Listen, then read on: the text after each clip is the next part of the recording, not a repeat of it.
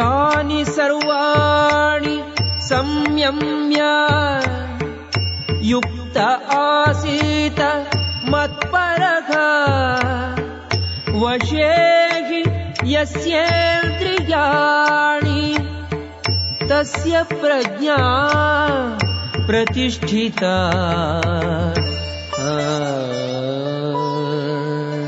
जो इंद्रियों को पूर्णतया वश में रखते हुए इंद्रिय संयमन करता है और अपनी चेतना को मुझ में स्थिर कर देता है, वह मनुष्य स्थिर बुद्धि कहलाता है। गौड़ीय संप्रदाय के श्री भक्तिवेदांत स्वामी प्रभुपाद की टिप्पणी। इस श्लोक में बताया गया है कि योग सिद्धि की चरम अनुभूति कृष्ण भावनामृत ही है। जब तक कोई कृष्ण भावना भावित नहीं होता तब तक इंद्रियों को वश में करना संभव नहीं है। जैसा कि पहले कहा जा चुका है, दुर्वासा मुनि का झगड़ा महाराज अम्बरीश से हुआ क्योंकि वे गर्ववश महाराज अम्बरीश पर क्रुद्ध हो गए, जिससे अपनी इंद्रियों को रोक नहीं पाए। दूसरी ओर यद्यपि राजा मुनि के समान योगी न था, किंतु वह कृष्ण का भक्त था और उसने मुनि के सारे अन्याय सह लिए, जिससे वह विजय हुआ।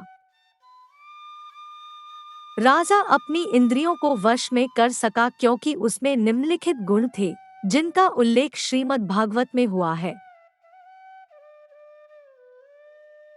राजा अम्बरीश ने अपना मन भगवान कृष्ण के चरणारविंदों पर स्थिर कर दिया, अपनी वाणी भगवान के धाम की चर्चा करने में लगा दी, अपने कानों को भगवान की लीलाओं को सुनने में, अपने हाथों को भगवान का मंदिर साफ करने में, अपनी आँखों को भगवान का स्वरूप देखने में, अपने शरीर को भक्त के शरीर का स्पर्श करने में, अपनी नाक को भगवान के चरणारविंदों पर भेंट किए गए फूलों की गंध सूंघने में, अपनी जीभ को उन्हें अर्पित तुलसी दलों का आस्वाद करने में, अपने पांवों को जहाँ जहाँ भगवान के मंदिर है उन स्थानों की यात्रा करने में, अपने सर को भगवान को नमस्कार करने में तथा अपनी इच्छाओं को भगवान की इच्छाओं को पूरा करने में लगा दिया और इन गुणों के कारण वे भगवान के मत पर भक्त बनने के योग्य हो गए।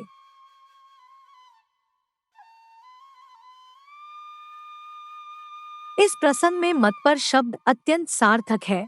कोई मत पर किस तरह हो सकता है, इसका वर्णन महाराज अम्बरीश के जीवन में बताया गया है।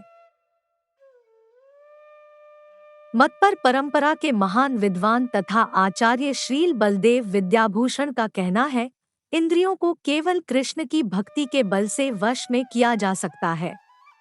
कभी कभी अग्नि का भी उदाहरण दिया जाता है। जिस प्रकार जलती हुई अग्नि कमरे के भीतर की सारी वस्तुएं जला देती है, उसी प्रकार योगी के हृदय में स्थित भगवान विष्णु सारे मलों को जला देते हैं।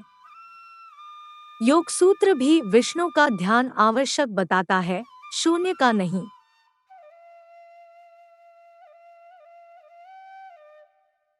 तथाकथित योगी जो विष्णुपद को छोड़कर अन्य किसी वस्तु का ध्यान धरते हैं, वे केवल मृगमरीचिकाओं की खोज में वृथा ही अपना समय गंवाते हैं। हमें कृष्ण भावना भावित होना चाहिए, भगवान के प्रति अनुरक्त होना चाहिए। असली योग का यही उद्देश्य है।